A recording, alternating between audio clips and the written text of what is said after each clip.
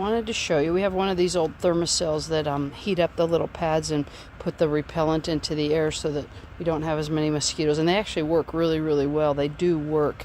And I don't know if you have an old style one or a new style one, but it has a little butane canister in the bottom here. But I just wanted to show you how I change the blue pads here. Like blue, while it's blue, it's still got the fresh repellent on it. But when you put, you can see how this is all faded out because the blue is almost gone there. That means it's been a couple days for, a couple hours, 2 or 3, 4 hours each day. So it's been, usually they last us about 2-ish days, a couple hours per day, because we use them in the morning before we head to work and stuff. So anyway, so we got these and I'm going to show you how this goes in there.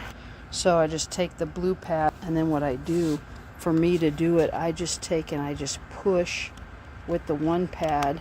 I push the other pad so it comes out the other side. I can throw that away, and then I just push that one in there so it's lined up behind the little grate there, and ta-da, and then yeah, that's how it works. So we like it.